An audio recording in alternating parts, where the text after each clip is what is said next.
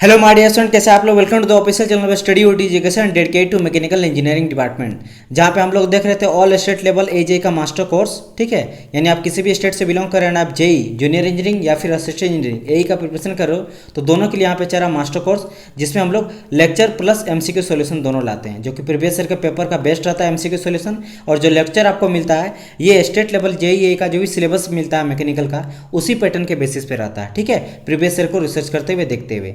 तो आज हम लोग लगाने वाले एमसीक्यू सॉल्यूशन लगाएंगे प्रोडक्शन का क्या लगाने वाले हैं, एमसीक्यू सॉल्यूशन। मैं आपको बता देता हूं कि हम लोग लगाएंगे एमसीक्यू सॉल्यूशन लगभग 4 जो आपका वीडियोस आएगा इसके बाद, वो सारे का सारा एमसीक्यू सॉल्यूशन रहेगा। यानी कि आपका 19वां लेक्चर, 20वां, 21वां और 22वां लेक्चर, ये चारों लेक्चर रहेगा आपका क्या रहेगा, एमसीक्यू सॉल्यूशन रहेगा।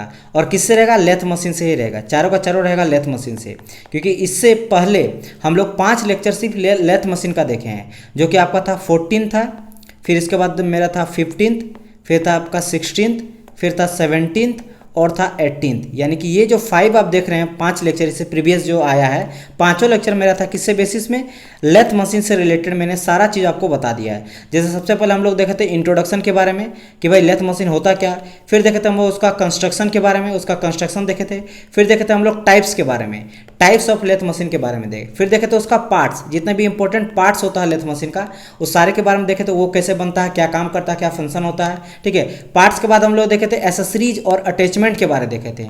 बात समझ में आया कि नहीं। और बाद में फाइनली हम लोग देखे थे ऑपरेशन, जितने भी लेथ मशीन में ऑपरेशन करते हैं वो सब कुछ। तो ये सारे बेसिस आज हम लोग लेंगे। तो आज फिलहाल हम लोग बात करेंगे एमसीक्यू सॉल्यूशन पे। और मैं आपको बता दूं कि अभी तक जो है आपका 18th लेक्चर आ चुका है प्रोडक्शन इंजीनियरिंग का, 18 लेक्चर आ चुका है। अगर आप नहीं देखे तो डिस्क्रिप्शन में लिंक होगा, आप सभी का सभी वीडियो को जाकर देख लीजिए, या फिर चैनल के प्लेलिस्ट पे भी मिल जाएगा। इसके अलावा हम लोग के यहाँ एसएससी जेई और आरआरबी जेई, ठीक है, आरआरबी जेई का भी और एसएससी जेई का भी क्लास चल रहा है, मास्टर लेक्चर क्लास, क्योंकि इसका सिलेबस अलग होता है, तो इसको भी जाकर प्लेलिस्ट में देख सकते हो। चलिए आज की क्लास को हम लोग स्टार्ट करते हैं। तो हम लोग लगाएंगे यहाँ पे लेथ मशीन में, और लेथ मशीन में कौन कौन सा टॉपिक देखेंगे, तो वो देखेंगे हम लोग लेथ का इंट्रो, यानी कि आपका जो क्वेश्चन रहेगा वो लेथ के इंट्रोडक्शन से रहेगा, कंस्ट्रक्शन से रहेगा, लेथ की कंस्ट्रक्शन से। इसके बाद टाइप्स ऑफ लेथ मशीन, जितने टाइप्स ऑफ लेथ मशीन पाया जाता है वो सभी पे बेस पे कॉन्सेप्ट रहने वाला है। तो चलते हैं, और आप लोग को ट्राई कीजिएगा खुद से आंसर देने का, क्योंकि सब कुछ मैं पढ़ा चुका हूँ ए टू जेड आपको थ्योरी में। तो मैं आपको टाइम दूंगा, आप खुद से क्वेश्चन को पढ़िए, मैं पढ़ दूंगा आप लोग के लिए, आप लोग पॉज करके आंसर दीजिएगा। और आउट ऑफ कितना भी पूछेंगे, जैसे 10 क्वेश्चन लूँगा मैं लूँगा आप लोग को, तो आपको बताना कि आउट ऑफ 10 क्वेश्चन में आपको कितना आया। ठीक है, ये आप लोग को क्या करना है, कमेंट करना है कि कितना आया। तो चलिए फर्स्ट क्वेश्चन मैं आप लोग के लिए पढ़ता हूँ। बोला गया in the centre lathe machine the cutting tool is feed in dash with the reference to the lathe axis, यानी लेथ एक्सिस के अबाउट में जो कटिंग टूल है उसको फीड हम लोग कैसे करते हैं सेंटर लेथ मशीन में। क्या उसको हम लोग करते हैं क्रॉस डायरेक्शन पे, क्रॉस सेक्शनल डायरेक्शन में, या करते हैं इसको लॉन्गिट्यूडनल डायरेक्शन में, या करते हैं बोथ क्रॉस सेक्शन और लॉन्गिट्यूडनल डायरेक्शन, दोनों डायरेक्शन पे, और एनी डायरेक्शन। आपको पता होना चाहिए कि क्रॉस सेक्शन और आपका लॉन्गिट्यूडनल क्या होता है, जो आपका हेड स्टॉक होता है और आपका जो टेल स्टॉक होता है, ठीक है, टेल स्टॉक, इन दोनों पे जो लेफ्ट राइट जाता है इसको हम लोग बोलते हैं क्या, लॉन्गिट्यूडनल डायरेक्शन, और जो अप डाउन जाता है इसको हम लोग बोलते हैं क्रॉस सेक्शनल डायरेक्शन। तो यहाँ बोल रहा है विद द हेल्प ऑफ आपका सेंटर लेथ में जो कटिंग टूल होता है वो बताइए कौन सा डायरेक्शन पे जाता है। तो आई होप सो अभी तक आप लोग आंसर दे दिए होंगे। इसका करेक्ट आंसर हो जाएगा आपका क्या बताइए, इसका हो जाएगा बोथ, यानी कि हम लोग लॉन्गिट्यूडनल और क्रॉस सेक्शनल डायरेक्शन दोनों डायरेक्शन पे कटिंग टूल मटेरियल को फीड कर सकते हैं। चलो मैं अब थोड़ा सा फिगर में यहाँ दिखा देता हूँ। जैसे कि यहाँ पे आप देख रहे हो, ये है मेरा क्या, लेथ मशीन है। लेथ मशीन में ये देख रहे हो मेरा ये हेड स्टॉक है, जहाँ पे आपका क्या रहता है, गियर बॉक्स वगैरह रहता है, गियर वगैरह रहता है, फीड बॉक्स रहता है, इससे कनेक्टर रहता है मेरा चक, यहाँ पे मेरा चक है ये, और चक के बाद ये मेरा रहता है स्पिंडल, ठीक है, स्पिंडल रहता है, स्पिंडल इसके पीछे रहता है, ये मेरा है वर्क पीस रहता है जो चक से कनेक्ट रहता है।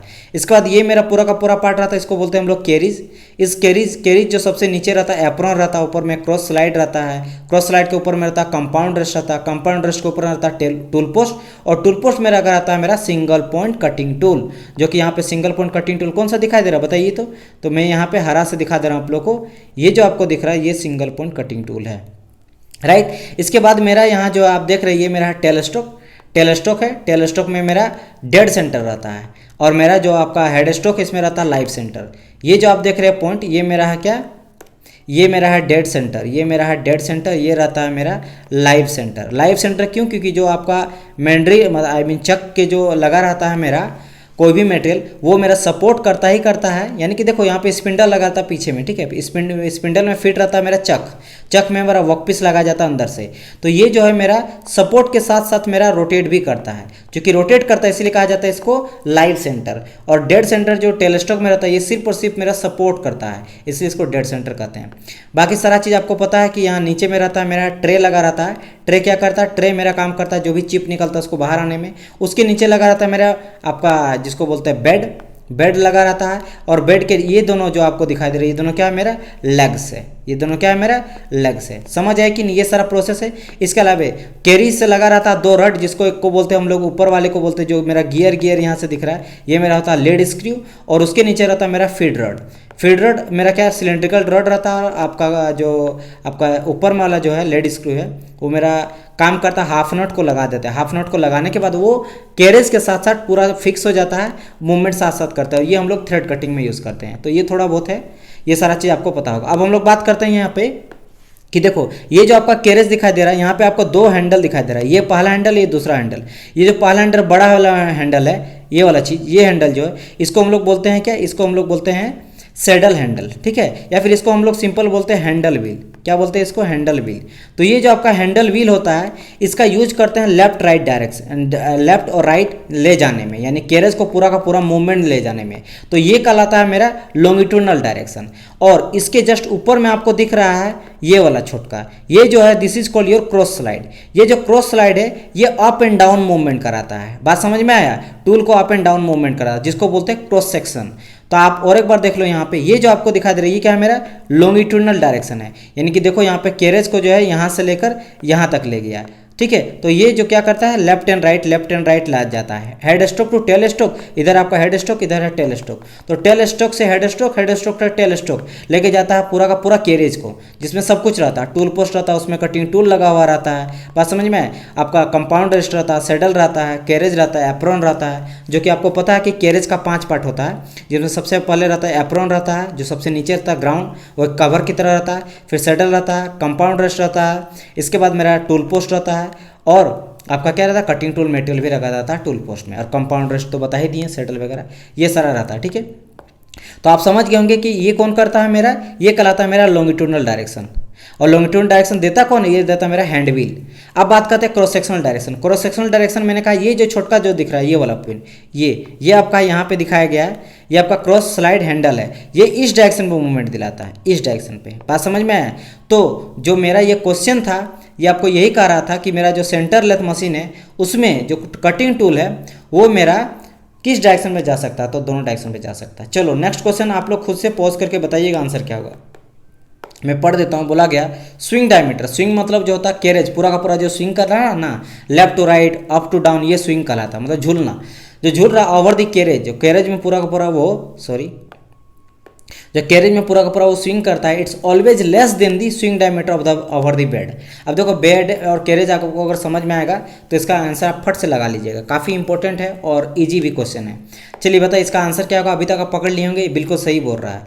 यानी कि यहाँ पे जो स्विंग डायमीटर ओवर कैरेज रहता है ऑलवेज लेस रहता है। कैरेज का लेस रहेगा ही रहेगा ना, क्योंकि बेड तो बहुत बड़ा होता है। देखो आप मेरा बात समझो, ये आप देख रहे हो ये फिगर है मेरा लेथ मशीन का। लेथ मशीन में कैरेज जो है, कैरेज कहाँ है, यहाँ तक है। ये भाई कैरेज कहाँ से कहाँ तक जाएगा, यहाँ से लेकर यहीं तक मूवमेंट कर सकता है, इसके बाद ज़्यादा तो नहीं मूवमेंट कर सकता है। लेकिन मेरा बेड कहाँ से कहाँ तक है, बेड मेरा जो है यहाँ तक मूव कर देता है, ठीक है। तो बेड मेरा ज़्यादा होता है ना, बेड का स्विंग डायमीटर मेरा ज़्यादा रहता है। ऊपर से ये जो है कहीं कहीं पे पूरा का पूरा यहाँ तक नहीं जाता, यहीं तक जाता है और यहीं तक कुछ जाता है। क्योंकि आप ही देखो मेरा बात समझो, रुको एक तरह से ध्यान से समझना है। देखो कैरेज मेरा यहाँ से है, अब देखो ये मूवमेंट यहाँ से जा रहा है, इसके आगे तो नहीं जा सकता है क्योंकि ऊपर यहाँ से नहीं, आप यहीं से देखो इसके भी आगे नहीं जा सकता है क्योंकि यहाँ पे मेरा डेड सेंटर लगा हुआ है। तो जैसे यहाँ पे यहाँ अटक जाएगा, इसके आगे नहीं जाएगा और ज़्यादा यहाँ तक जा सकता है, समझ आए। लेकिन मेरा जो बेड है वो पूरा यहाँ से यहाँ तक होता है। तो मेरा जो बेड का होता है स्विंग वो ज़्यादा होता है कैरेज के स्विंग से, ठीक है। तो ये करेक्ट हो जाएगा इसका आंसर। आगे बढ़ते हैं क्वेश्चन नंबर 3 की ओर। 3 देखिएगा क्या बोल रखा, बोला कि size of the lathe is specify by. हमको जो लेथ मशीन होता है उसको हम लोग कैसे, उसका जो साइज है उसको हम लोग कैसे चेक करते हैं, या फिर किस किस बातों पे निर्भर करता है।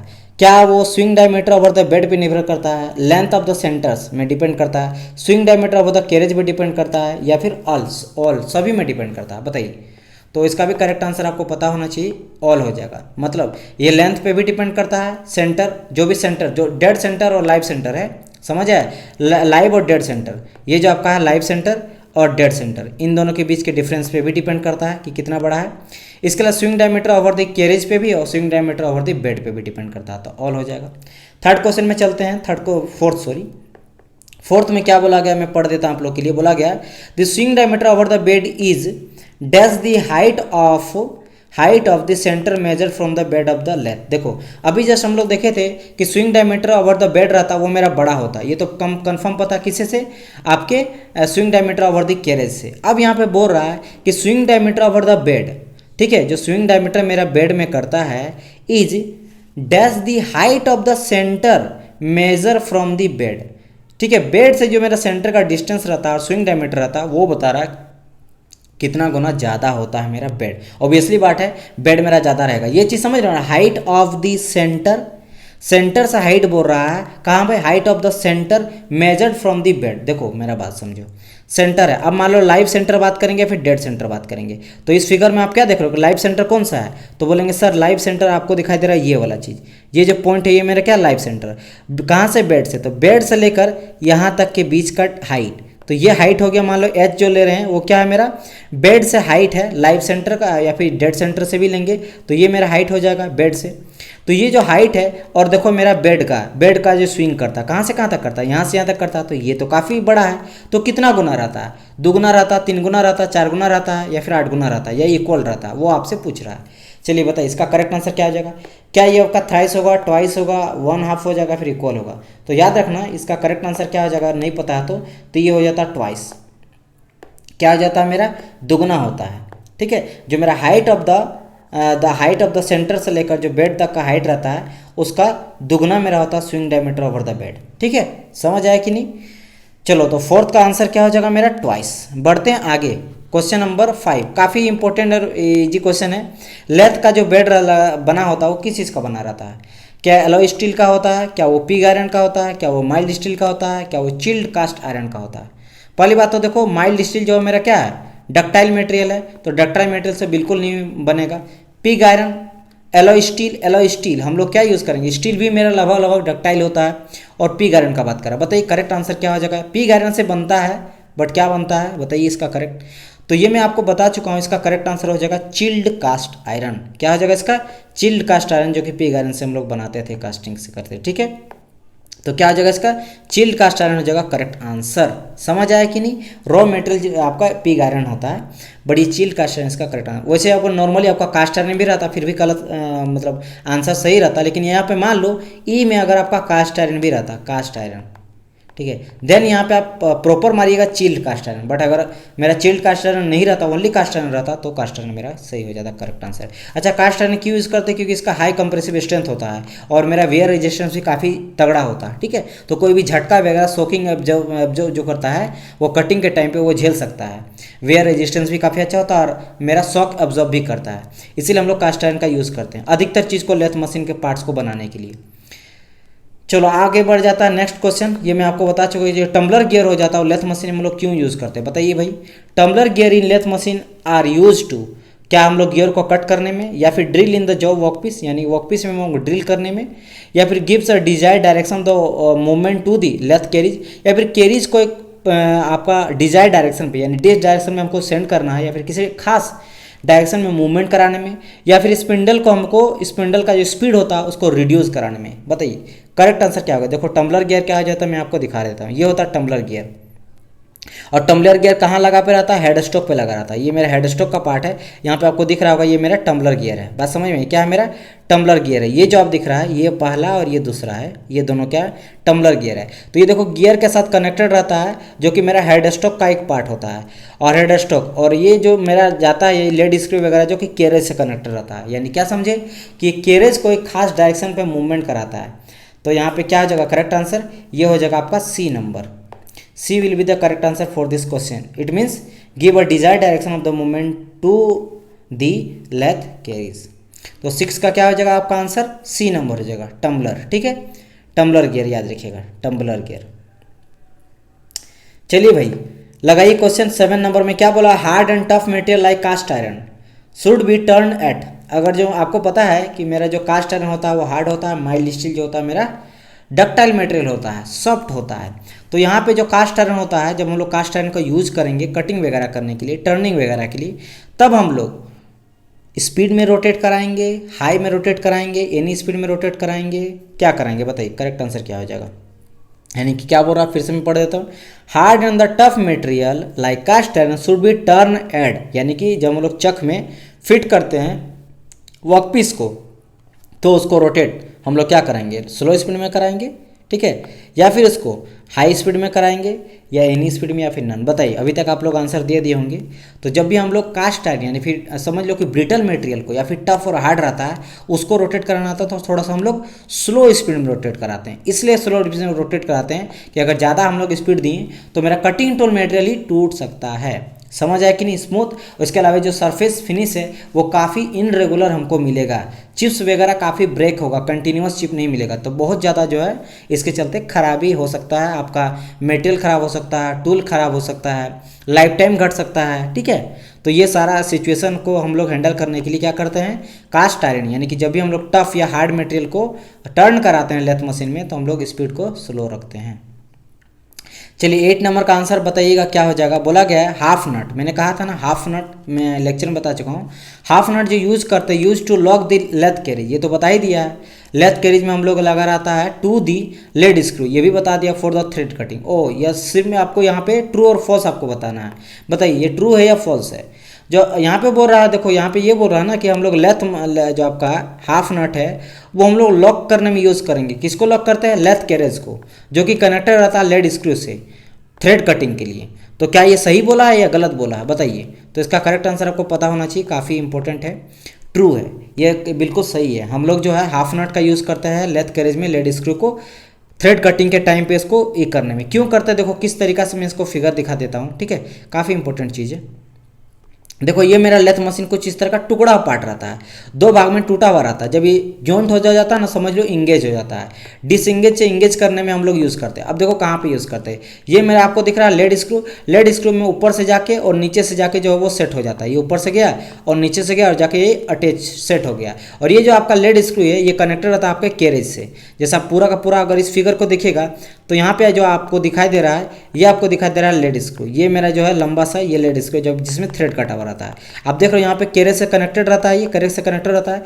जब यहाँ पे हाफ नट हम लोग लगा देते हैं तो कैरेज जो है मूवमेंट मेरा करता है एक खास टीपीआई में, ठीक है, थ्रेड पर इंच में करता है, ठीक है। यानी कि जितना हम लोग चाहते हैं, जितना थ्रेड में, मान लो हम लोग चाहते हैं 25 टीपीआई में कर रहे हैं, इट मीन्स है कि 25 थ्रेड पर इंच। यानी कि जब मेरा 25 थ्रेड काटेगा, जब मेरा 25 थ्रेड काटेगा कटिंग टूल मटेरियल, किसी भी मटेरियल, तब जाके वो 1 इंच मेरा कैरेज मूव करेगा। मान लो कि मेरा बात समझो, अभी कैरेज कहाँ पे, यहाँ पे है, ठीक है। और यहाँ पे देख रहे हो ये मेरा सिंगल पॉइंट कटिंग टूल जो है इस तरह लगा हुआ है और ये कट कर रहा है इधर। इसको कट कर अब हम लोग सेट कर दिए 10 टीपीआई में। 10 टीपीआई मतलब कि थ्रेड पर इंच, आई फॉर इंच।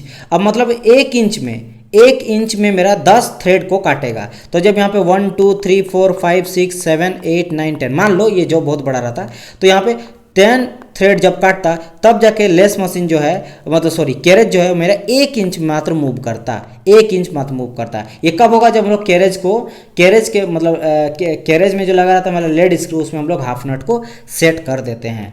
यहाँ पे देखो ये हाफ नट है, यहाँ पे आपको दिख रहा है, ये आपका यहाँ पे जो दिख रहा है ये आपका क्या है, लेड स्क्रू है, ये लेड स्क्रू है।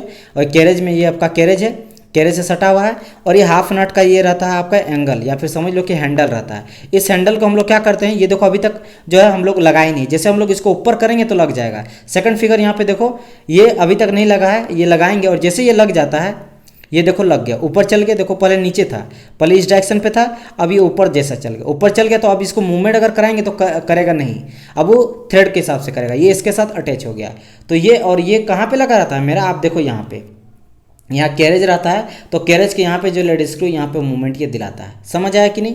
चलो तो यहाँ पे आप लोग समझ गए होंगे, यहाँ पे करेक्ट आंसर क्या हो जाएगा, ट्रू है। क्वेश्चन नंबर 9 की ओर बढ़ते हैं, आज का सेकंड लास्ट क्वेश्चन। बोला गया है कि lathe centre are provide with a taper standard taper known as, हम लोग स्टैंडर्ड टेपर देते हैं, मैंने आपको बताया था कौन सा टेपर रहता है, क्या इसको हम लोग मॉस टेपर बोलते हैं, क्या इसको सेलर टेपर बोलते हैं, फिर ब्राउन और शार्प टेपर बोलते हैं, फिर इसको चापमैन टेपर बोलते हैं, क्या इसको बोलते हैं बताइए। तो इसका करेक्ट आंसर हो जाएगा आपका मॉस टेपर, हम लोग मॉस टेपर देते हैं, क्या देते हैं, मॉस टेपर देते हैं। देखो कुछ इस तरह का हम लोग टेपर प्रोवाइड करते हैं लेथ मशीन में, ठीक है।